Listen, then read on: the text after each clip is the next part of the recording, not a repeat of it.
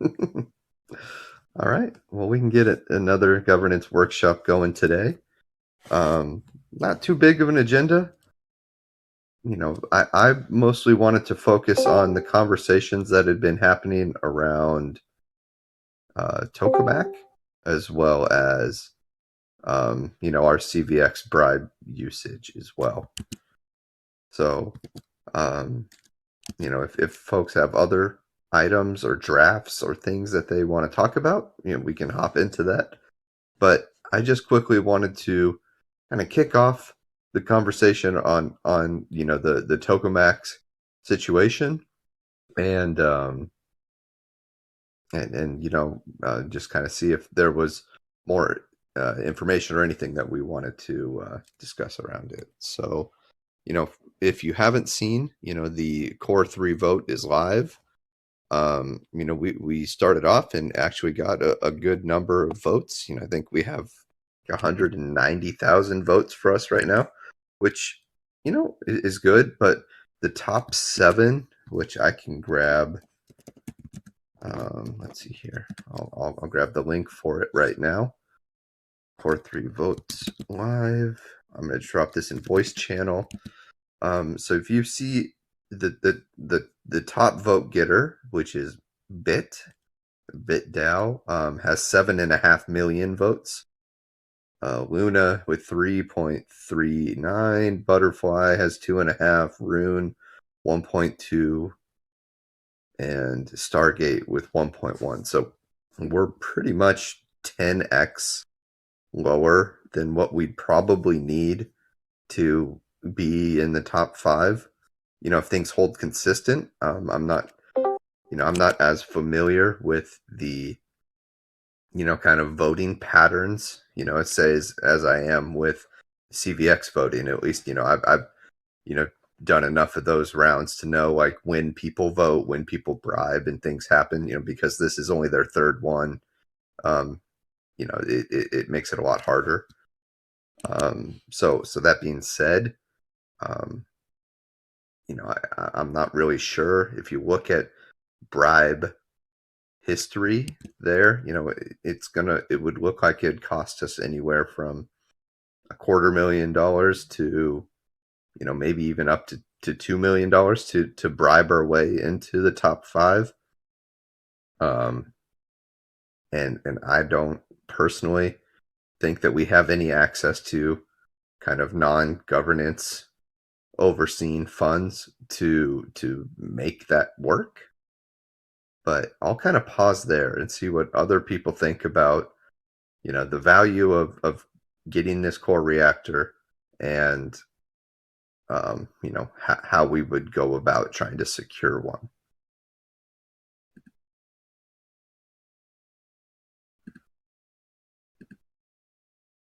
Anyone have any thoughts on that?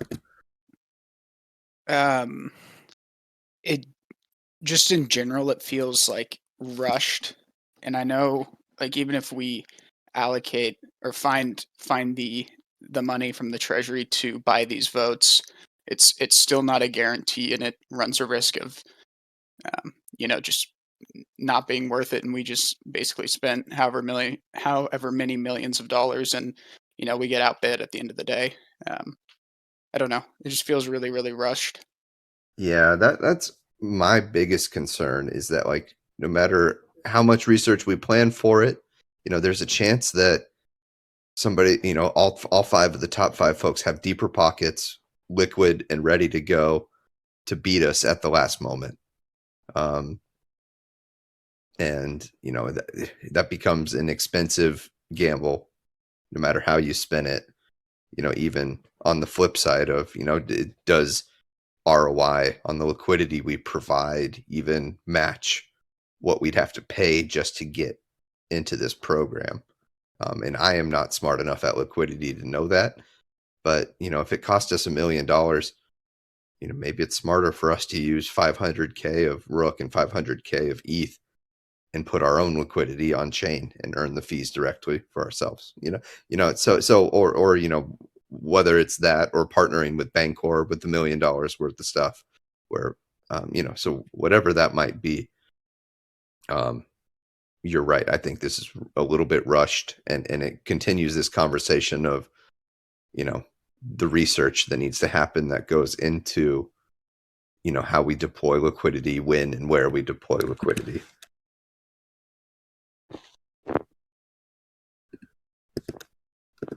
And like you mentioned, there's other opportunities like Bangkor, and there's going to be another core reactor vote.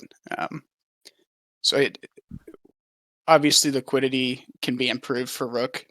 It's not great right now, but like taking the time to really look at the other options and weigh out the pros and cons is worth taking the time to do that. Right. I agree.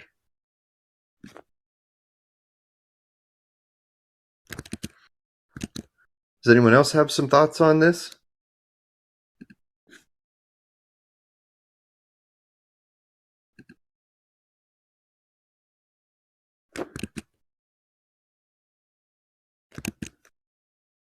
Okay. All right. Well, the only other thing that I had on my agenda here for today was talking about CVX bribes. So, there was some initial conversation around possibly using, this round's bribes um,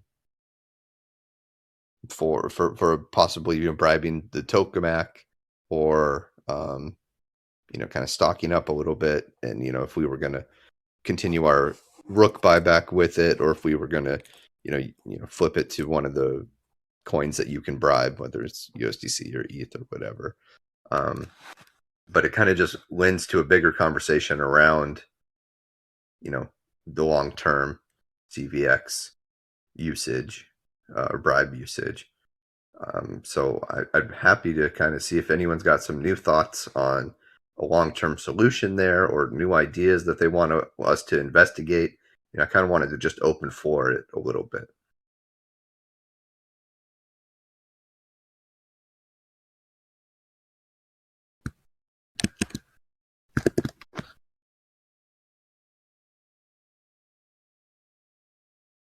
I don't have any any strong opinions, but I am curious. Do you have any thoughts, Deets? Because you're really familiar with CVX, because you've been handling, um, basically, you've been taking that work on yourself. But is there any thoughts that you have?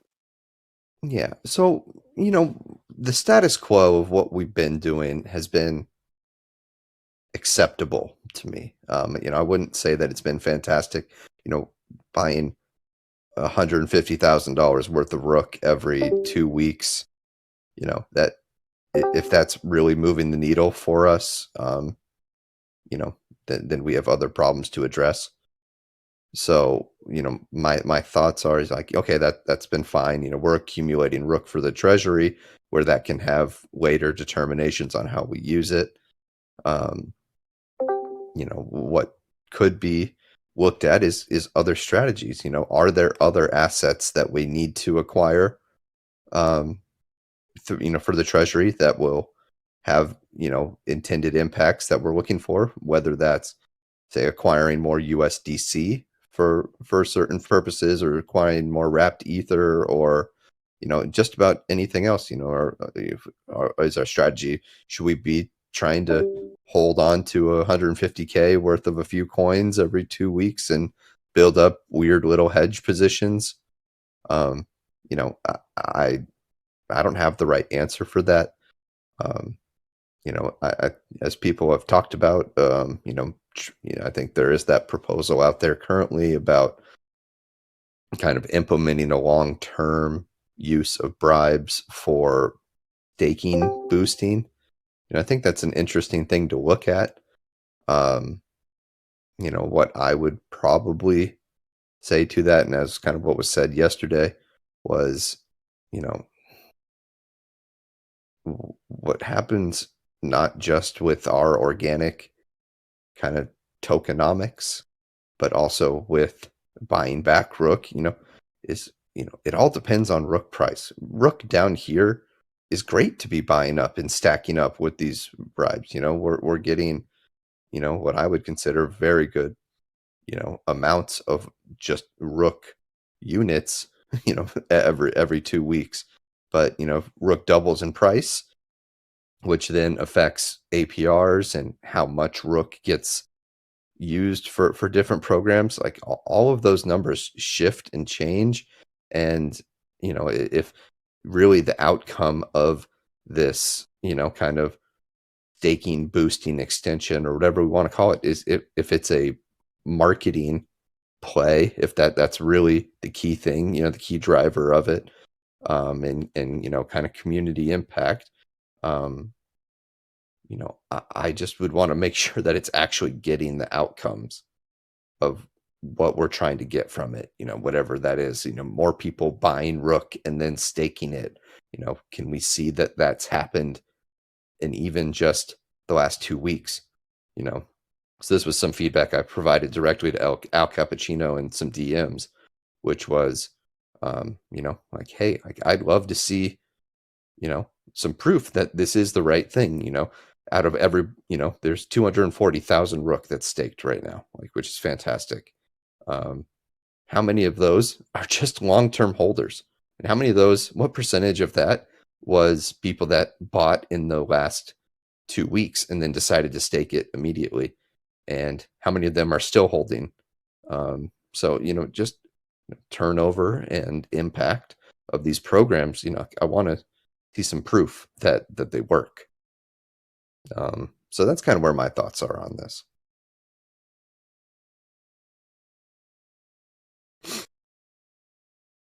And I think it's a little tricky because when it comes to like whether directing that revenue to acquiring something else or even just holding the tokens that we get from the bribes, there's not like really a way to quantify like what's the best or what is the right decision.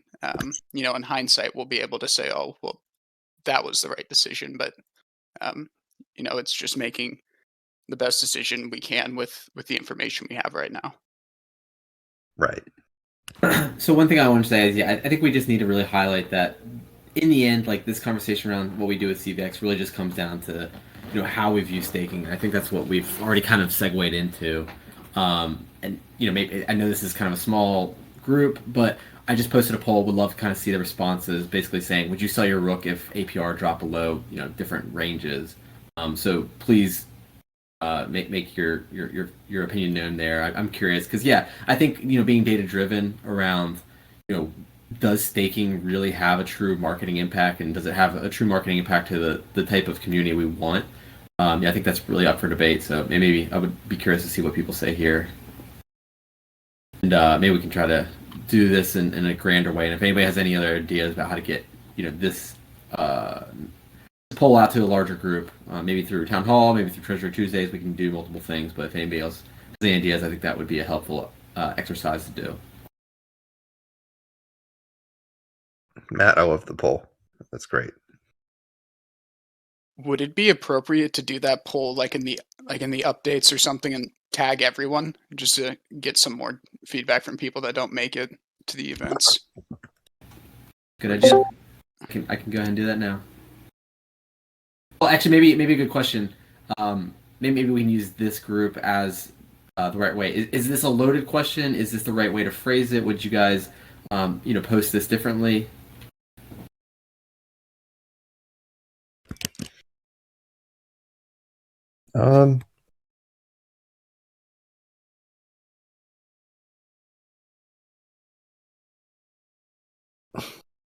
I would maybe have that last one as almost like I wouldn't sell, or my holding isn't based on the APR. APR does not impact my holding.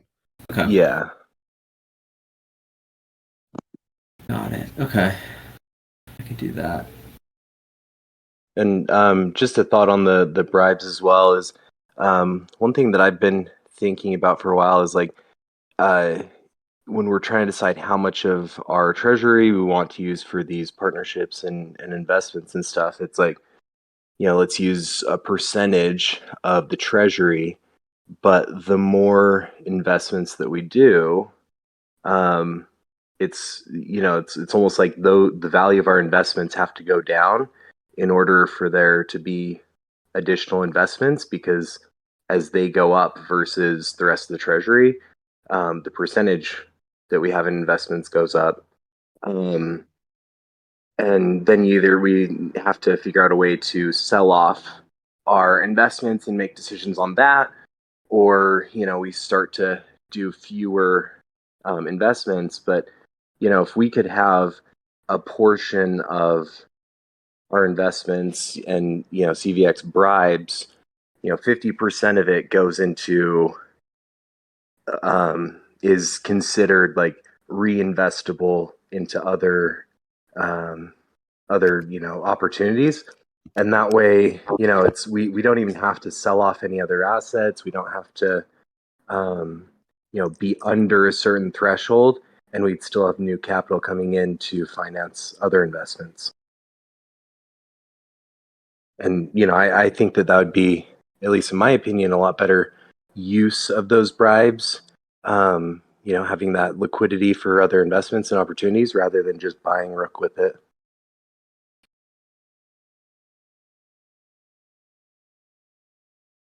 Yeah, I think that's a very good way to look at it. I don't have any criticisms of that.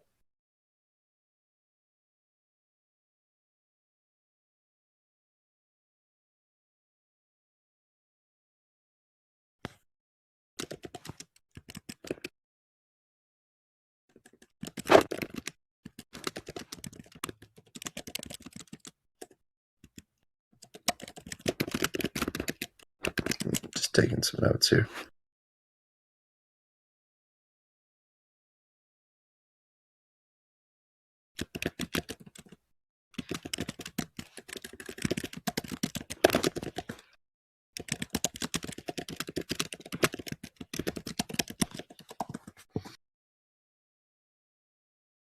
So, I mean, I know some of our usual crowd isn't typically here for this. That would have a say, but has anyone felt like they've seen real positives of what we've just been doing currently, which is the bi-weekly Rook buyback? I want to make sure that anyone that really likes that and thinks it is a good narrative, happy to hear that opinion as well.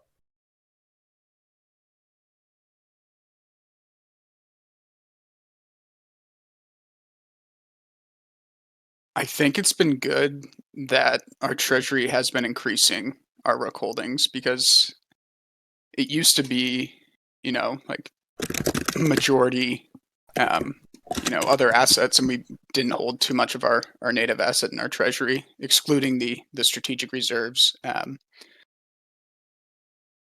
But I don't know. I think it's we made the right decision. But I agree with kind of what Stubbs has been saying, is reserving a portion for continuing strategic investments and kind of spreading our influence throughout the industry. Mm-hmm.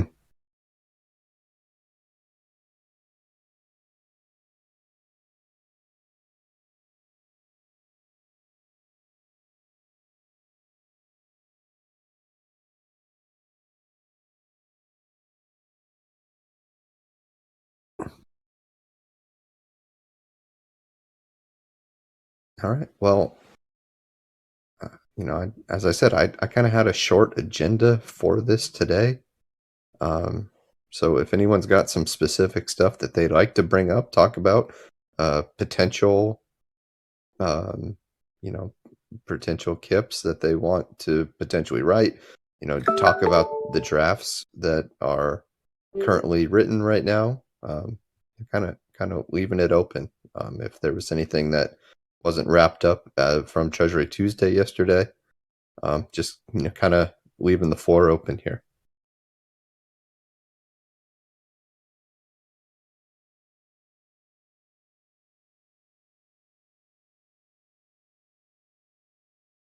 If not, we can have some of you guys fill in some of your deets bingo, and I can give you back some of your time. Yeah. Does anyone else have anything here?